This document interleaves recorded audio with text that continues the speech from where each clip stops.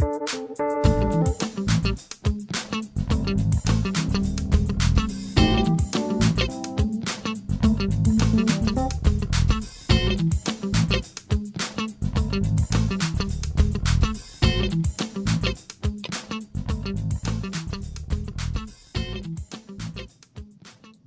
doesn't Social Security understand that there's no objective test for mental health conditions? And Ultra Investigations asked a very nice question. There's no test to show the chemical levels in the brain. There's no test to show how neurons are firing. And I get this all the time. Mental health conditions are notoriously tough. Why? Because unlike what I just described previously in another video about x-rays and MRIs and CTs and so forth like that, other than a traumatic brain injury or even seizures, where you could probably see white matter on the brain with the x-ray or CT or something like that, other than those particular conditions, there's really not a set forth objective test you see. You know, are there various tests that you can utilize? Absolutely. You know, from a mental health standpoint, in terms of IQ, there's the WAIS and the WISC for the kids. You have Wechsler's memories for if the person's having memory problems. I think you have the MMPI. You have a few other, the Rorschachs. You have a few condition tests that are utilized for purposes of testing and so forth. And I know that Ultra Investigations commented about those tests, about how they suggest certain things and give indication of certain things. One of the things I tell people when I have people coming to me with mental health condition is that there's two things you need to understand. Psychiatric treatment, and is probably the most powerful thing you have in your favor, is continual treatment for improvement. That means if there are therapies that they avail you to, go to them. If there's group sessions they recommend, go to them. If there's medication they prescribe you, take them. Those things are because what's happening is as you're giving comments and discussing and so forth, over time, your provider can document in detail how your condition is improving. Those things are important. Secondly, because those things are important, and this is where it gets a little funky because I know that sometimes the nature of the mental health condition may cause these as well. It's important that you go to these things because you don't have anything as clear cut as some of the other things for your physical conditions. You know, you can determine the existence of seizures. You can determine the existence of a bad back if you've got a herniated disc and so forth. You can determine if you're having a problem with your heart, you know, with an echo and all that and so forth. You have those diagnostic tools. There are not any tools, hardly, or very few, for mental health impairments. So what happens is that it becomes extremely important that you follow the treatment regimen laid out by your mental health counselor, therapist, psychiatrist, or psychologist to the letter. Because what ends up happening is those treatments over periods of time is what Social Security relies heavily upon because of the fact that there's not really a lot of clean tests that you can take. There are tests that gives a lot of good indications about things, and that if the medical record, if your records as a whole supports it, it makes it a little bit easier. But trust me when I tell you, you want to listen to me carefully. Follow this regimen as detailed as possible, because like Ultra Investigation said, very good point. There's no machine you can walk into that's going to sit there and take a test, take a picture of you and say, oh yeah, this person has depression. Oh yeah, this person has anxiety.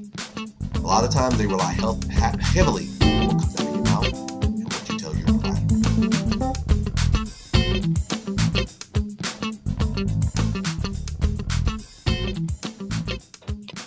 Can you explain to me what the right things are to put in my application and on my forms? Nurse Skip, I like your point. She mentioned she wished she had seen a Social Security attorney before she actually applied. She thinks it would have saved her some months on her application since she could have been told what to include and not to include. Okay, let me go ahead and tell this to people. And I've had people come to me all the time asking me, do you need an attorney? And how does an attorney or representative work? Okay, first of all, you don't really need a representative to fill out the application for you. If you have an 8th grade education or higher, that's what the forms and actually application is created based on. Now, don't get me wrong. There are quite a few reps out there that what they do is they're part of what they do is they fill out forms for you with your input. They don't just do it for you, they do it with your input. But I tell people all the time two things. First, it's written on an 8th grade level. The forms and application is not designed to trip you. Plain and simple. It's not. What happens is a lot of times people get these forms and they have convinced themselves that the forms in the applications have been written in such a way to trap them, screw them, mess them up, or dog them over that they look too much deep into it. It's almost like somebody asking you, well, what time do you go to bed at night? Is that a trick question? No, what time do you go to bed at night? It's really just not that complicated. But what happens is that we hear the stories, and I tell claimants this all the time. You hear all the stories about all the people who get denied, and so you've allowed yourself to get a little bit neurotic into believing that there's something, a hidden agenda in this form, in this application. So if you don't answer it just the right way, you're going to screw yourself. Well, really, there's really no wrong way. Tell the truth. Second thing I tell people is tell the truth. When Social Security are doing these forms, you know what they're looking for? And I'm going to tell you this beautiful secret that's going to blow your mind. You know what they're looking for? Consistency. That's it. Consistency. They want to see if there's a change in your circumstances. And this is where I tell people, listen, fill out the forms, keep a copy for yourself. Because let me tell you, you fill out an application in January, you get denied in May, you appeal in May, and then you get some more forms just like you did before in June. Well, you may not remember what you wrote in January, so keep the forms handy. And really what they want to know is your circumstances changed since then. So guess what? Let's say you got a bad back. Well, back first in January when you applied, your back was so bad you could barely do any housework. But now you can do a little bit more housework. Well, you want to make sure that your responses kind of reflect what's going on. Well, I used to be able to not do a lot of housework before. Now I'm at a point where I can do a little bit of dusting. Can't really vacuum anymore. I used to be able to clean my bathroom. I still can't do that. They're just looking for consistency. You'd be surprised the number of people who will say, oh, when my back first got injured, I could still, wash the dishes and do my clothes. And then all of a sudden, in June, oh, I can't even get out of bed. Everybody's got to do everything for me. Guess what? Big inconsistency. Well, what happened between January when the injury first happened, where you could do stuff, to now where nothing's happened, but you can't do nothing now? It's consistency. There's people, I'm going to tell you this like I can't say it any clearer. Stop overthinking this. Just be truthful. Be truthful and be detailed. Okay? Be truthful and be detailed. Be truthful, be detailed, be consistent. Fill out the form. Keep a copy for yourself. If nothing has changed since the last time, put similar responses. They're not looking to trip you. And this is what I tell people all the time. Social Security is not looking to trip you. You do that all well and good by yourself.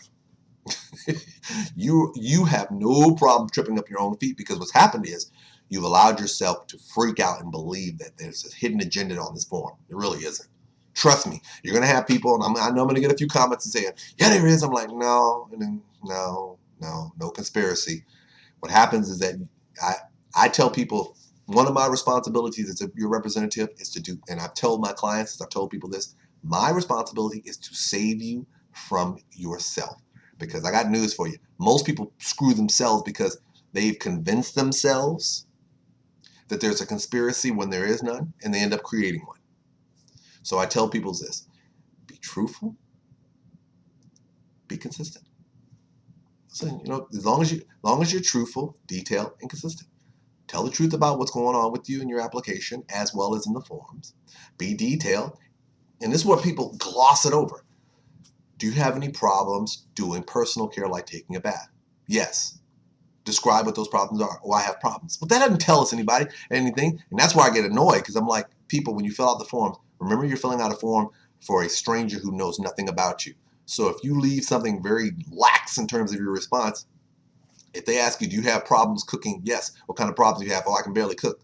Well, guess what? They don't come to your house when you're making a bowl of Fruity Pebbles and when you're making that microwave dinner. They don't know that you actually have to only eat microwave food because you can't stand up to cook anymore because your back hurts you too bad, and you used to prep and prepare foods all the time and cook for the neighborhood, but you can't do that. Well, guess what? You left that out because all you said was you had problems. I didn't know that's what they wanted. What did the question ask you? What problems do you have? Well, what did you think it meant? I just thought they meant they wanted me. No, be detailed. Remember, the person who's looking at these forms don't know you. They are never going to meet you in the street. Y'all not going to hang out in the clubs. Y'all not going to go to church together. They don't know you. So take the opportunity. Be detailed. Let them know.